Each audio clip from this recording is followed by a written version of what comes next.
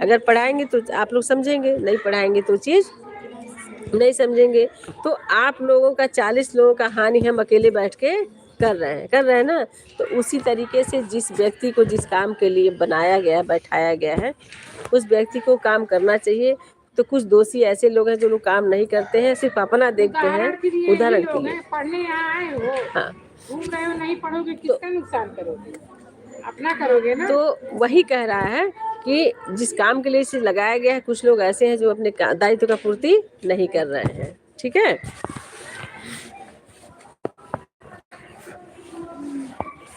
कहाँ हैं हम लोग?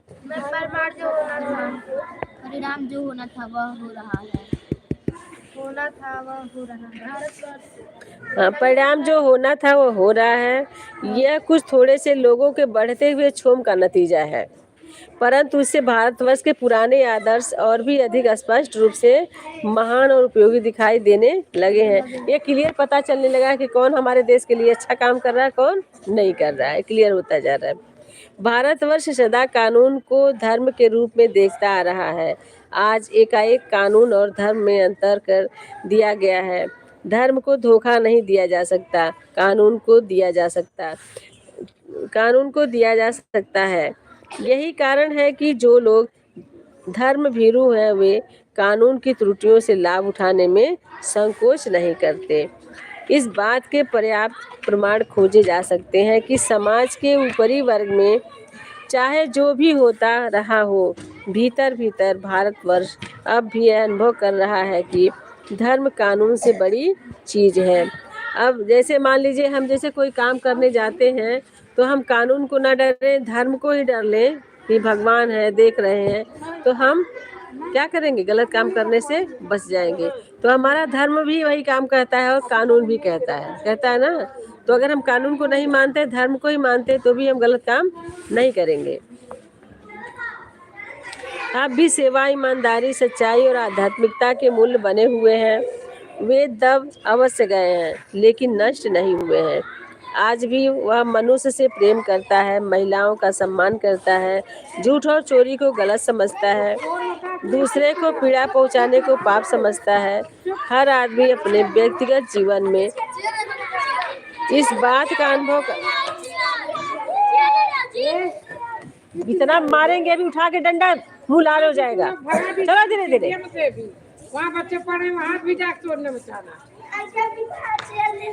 इतना बड़ा फील्ड है, ये जा खेलना चाहिए इन लोगों, लेकिन यहाँ हाँ उधर वाले भी जाना चाहिए, वो मनाही कर देंगे, देखिएगा।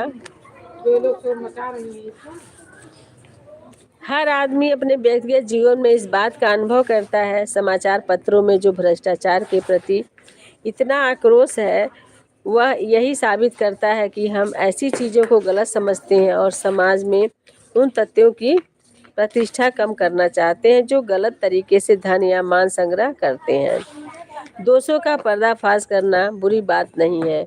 बुराई यह मालूम होती है कि किसी के आचरण के गलत पक्ष को उद्घाटित करके उसमें रस लिया जाता है और दोषोद्घाटन को एकमात्र कर्तव्य मान लिया जाता है। बुराई में रस लेना बुरी बात है, अच्छाई में उतना ही रस लेकर उजागर न करना और बुरी बात है। सैकड़ों घटनाएं ऐसी घटती हैं जिन्हें उजागर करने से लोग चित्त में अच्छाई के प्रति अच्छी भावना जगती है। एक बार अब कहानी देखिए आगे क्या हो रहा है, इस चित्र के माध्यम से भी समझिएगा आप लोग, ठीक है। एक बार रेलवे स्टेशन पर टिकट लेते हुए गलती से मैंने 10 के बजाय 100 रुपए का नोट दिया। ध्यान दे लीजिए। एक बार रेलवे स्टेशन पर टिकट लेते हुए गलती से मैंने 10 के बजाय 100 रुपए का नोट दिया और मैं जल्दी जल्दी गाड़ी में जाकर बैठ गया। कितने रुपए का नोट दिया था? 100 रुपये का। थोड़ी देर में टिकट बाबू उन दिनों के सेकंड क्लास के डिब्बे में हर आदमी का चेहरा पहचानता हुआ उपस्थित हुआ। उसने मुझे पहचान लिया और बड़ी विनम्रता के साथ मेरे हाथ में 90 रुपए रख दिए और बोला, यह बहुत गलती हो गई थी, आपने भी नहीं देखा, मैंने भी नहीं देखा। उसके चेहरे पर विचित्र संतोष की गरिमा थी। मैं चकित रह गया। एक बार की बात है कि एक आदमी